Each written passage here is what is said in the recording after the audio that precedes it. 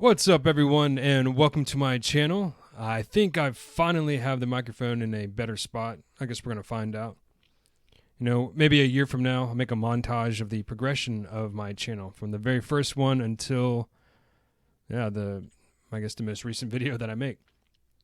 So that would probably be in around 10 months. So hopefully I'll be close to finishing launch school by then. I spent 2 years in the first course, and so far I've been in the second course for about 2 months, and that one's going a lot better. Understanding all those details and the fundamentals of the fundamentals took me a while, but making progress. Same thing with this channel. And for this video, I have something kind of interesting. You might have heard about this before. The African Loch Ness monster. It's called a Mokele-mbembe. I'm probably butchering that name, and I apologize. You might have seen various documentaries and different shows talking about this creature. Supposedly in the Congo, there's a remnant of a dinosaur species still alive. And a lot of the natives actually believe that they've encountered it, and some have even eaten it and became sick. And, a part of me is pretty skeptical about this, but then the other part of me thinks about all the other creatures that have been, talked about throughout history, and then everyone said, oh no, that can't be. There's no possibility that there's a giant squid. There's no possibility that there's another form of ape or whatever in the jungle. And I think that's where the, the billy ape comes into play. They supposedly killed lions. And I guess now there's debates stating that those billy apes are actually a subspecies of chimpanzee. But still, it's a subspecies. And people say, no, that couldn't exist. And I did a video from, I think it was last year, where they discovered like 7 new plants. So there's still a bunch of stuff out there to be discovered. And who knows, maybe there is something going on in the Congo that we're not aware of. But let's go ahead and take a look at this article and see what it has to say. Locals claim to have killed one of the animals, which turned out to be poisonous. Yeah, that's what I was talking about. The Loch Ness Monster, Bigfoot, and the Surrey Puma, creatures that have never been proven to exist but continue to live on in legend. It's easy to write them off as mere myths, but more than one mythical creature has later been found to be real. Sea serpents were thought to be sailors' tall tales until the oarfish was cataloged by science in 1772. The rarely seen fish, growing to 26 feet in length, is a good match for mariners' tales of monstrous serpents lurking in the ocean depths. Mix in occasional sightings of the smaller but still sizable frilled shark, and you have a sound basis for sea serpent stories. I mean, yeah, look at this thing. It looks like something that you would see drawn on like an 18th century nautical map. They would draw like all the different little creatures off to the side. I mean, this is kind of what it looks like. I know for one, if I was swimming and I came across that thing, it would just be a horrendous experience. Absolutely. As Charles Barkley would say, terrible. Just terrible. The frilled shark, an odd-looking eel-like creature with a mouthful of sharp teeth, can look a lot like a sea monster if you aren't familiar with the species. Even if you are familiar with the species, that still looks like a sea monster. There's some pretty cool stories I'm going to have to do as well. The coelacanth, a prehistoric fish that lived over 400 million years ago and was believed to be extinct since the age of the dinosaurs until a South African fisherman caught one in 1938, is a prime example of a Lazarus taxon, a species that appears to have returned from the dead. At least a dozen other Lazarus taxons have been proven to exist. Scandinavian fishermen told of the kraken, a gigantic squid hundreds of times larger than the ones you find on your tapas plate. Their stories were written up until 1925, when parts of a gigantic squid were discovered in the stomach contents of a sperm whale. Wow, look at that. Oarfish have been known to reach 26 feet in length, and some could even be longer. Wow. I still wish we dressed like this, I think this is like the 60s or, judging from that car. But it's always nice to see people dressing dapper. The first whole adult specimen of the species, now known as the colossal squid, was not found until 1981. So think about that. For like hundreds of years, they had all these tales about these gigantic squid, and it wasn't until 1981 that it was proven to exist. So, I mean, who knows? Maybe there is something out there that people have not seen, or I guess they have seen, but it hasn't been documented by science. And think about it, like, how many times have people been proven wrong where they say they seen something that turned out to be something else? Granted, that does occur quite a bit, more often than not. But how often have scientists and archaeologists and the establishment in terms of science and archaeology in biology have stated that something could not exist, only to be proven wrong later on that it did exist. Think about throughout the years of all the different occurrences in science where we thought we knew everything that there was to know about science, only to later be proven wrong. There have been so many credible reports of a big cat living in the home counties that it's almost certain that something is stalking among the fields of hedgerows of England. A puma was captured in Scotland in 1981. Felicity, as she was later named, was caught in Inverness. She seems to have been a pet that had escaped because she was very comfortable around humans.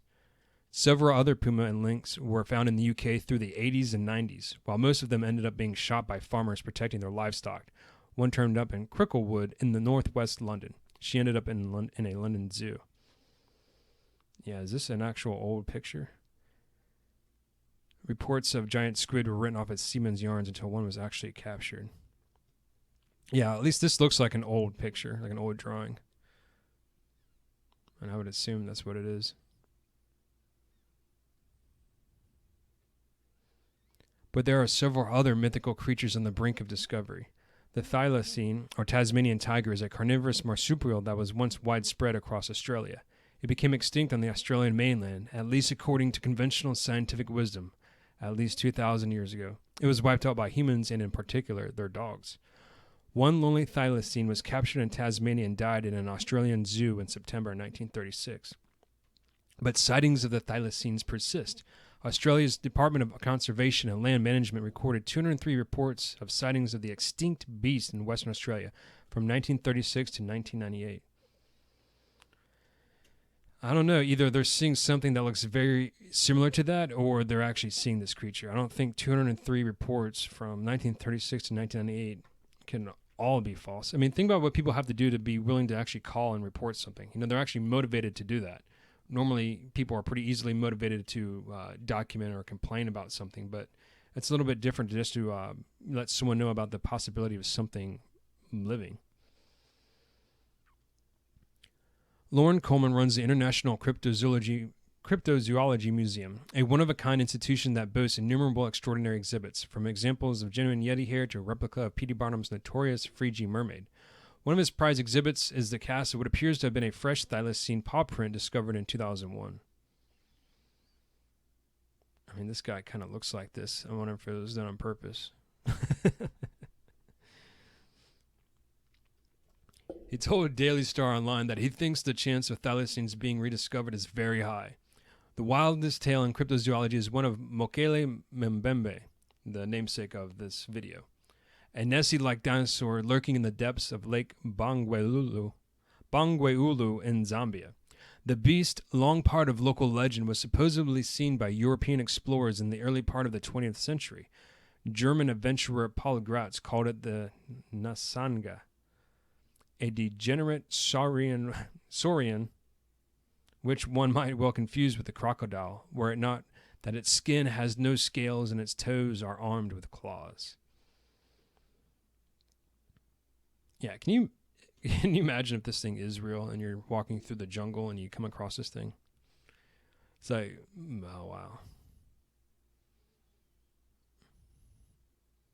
In some remote, unexplored jungles, dinosaurs still allegedly reign supreme. Another German explorer of the period, Ludwig Freyr von Stein zu Losnitz, that's a hell of a German name, described an unknown animal of a brownish-gray color with a smooth skin. Its size is approximately that of an elephant, at least that of a hippopotamus. It is said to have a long and very flexible neck. Lauren Coleman thinks those tales are exaggerated, and Mokele-mbembe is probably an unknown species of aquatic rhinoceros. Lauren goes on to say that the mysterious creature has even been photographed in Lake Tele in the Republic of Congo by the Herman Registers expedition in 1981. Herman Registers showed journalists where he says he and wife Kia spotted and photographed a dinosaur-like creature. Sadly, says Lauren, most people don't hear about Registers' his expedition, nor the evidence he brought back, because the African-American adventurer has been widely ignored even by many other cryptozoologists simply because he was black. I don't know. I mean, I'm sure that was a possibility before, but I'm talking about him. I mean, granted, it's in this article, and who knows, but yeah. with the cryptozoology thing, it might be even beyond race. It might just be something where it doesn't matter who you are. Like a lot of these topics, like you're pretty much done in terms of your career if you even bring them up. So people stay far away. It was only until recently that individuals were even comfortable talking about UFOs and stuff. These are like legitimate, I think Air Force and Navy fighter pilots. Former aerospace engineer Registers held a press conference on his return where he and his wife insisted they observed a dinosaur-like creature on several occasions in late October and early November when they were accompanied by officials from Ghana and the Republic of the Congo. Wow. This carving, brought back as a souvenir by an early English explorer in the Congo, appears to depict the Mokele-mbembe. That's pretty wild. Like, if these individuals have never seen the picture of a dinosaur before, like how would they know to draw this? Unless they've come across, some bones or something or some fossils. That's pretty remarkable. Unfortunately, the weather conditions were so poor that the solitary photo of the creature, about the size of 2 hippos, that they snapped is very out of focus. Nevertheless, said Regusters, we're not placing the whole importance of our expedition on a couple of seconds of possibly photographing the animal. There are reports of huge lake monsters around the world, in the U.S. and Canada, in Korea, and in Norway, as well as, of course, Loch Ness. The truth of the Mokele-mbembe is so mixed up in local legend that it's hard to be sure what the grain of truth at the center of the story might be. A local pygmy village tells the story of how they killed a Mokele-mbembe that was preventing them from fishing in 1930. They allegedly encircled the beast, speared it to death, and decided to cook it. But after a feast to celebrate their historic victory, all those who ate the flesh of the Mokele-mbembe died. I wonder if they could try to find those bones. Granted, that was almost 100 years ago. There are certainly photographs of large footprints that defy easy explanation, as well as numerous eyewitness reports. Dr. Roy Mackle, a microbiology professor at the University of Chicago, reported seeing a small sauropod in the region in 1980, and Marcelin Agna, a Congolese biologist who was researching wildlife in the Lake Tail region, says that he spotted the elusive creature in 1983. The 16-foot animal had a wide back, he said, a long dinosaur-like neck, and a small head. This is Loch Ness, or Nessie.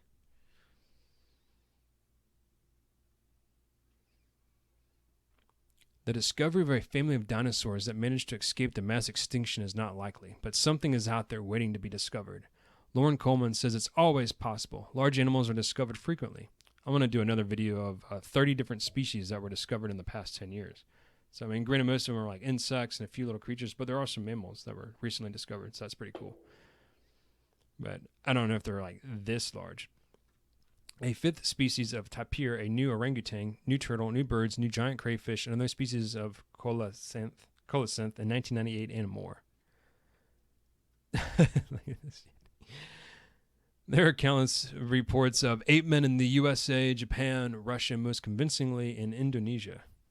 Yeah, this one here looks a little, I don't know. He doesn't look that cool to me. His face looks a little distorted.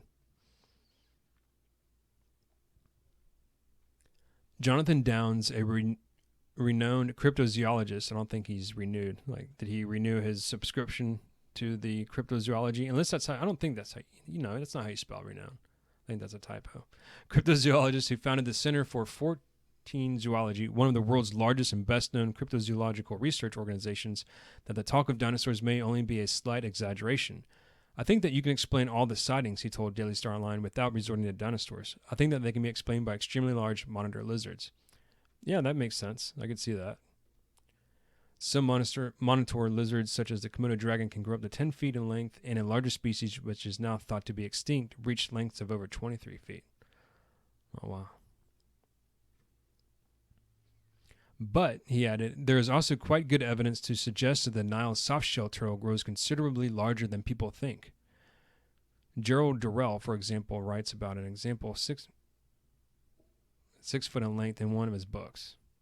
Yeah, some of this writing throws me off. Lizard, rhinoceros, or something entirely new to science, something is lurking in the remote waters of Lake Tele. And with fully 1/6 of mankind currently under lockdown and not disturbing their habitats, who knows what other creatures will take this opportunity to step back out of the pages of legends and into the light. So there you have it. There's this article about the African Loch Ness. What are your thoughts about it? Let me know down below in the comments. Please feel free to like and subscribe. I cover cryptozoology, topics like this, archaeology, history, philosophy. I'm going to be doing some of my own individual content pretty soon as well, in between programming and all that good stuff. Thanks again for checking this video out, and until next time, take care.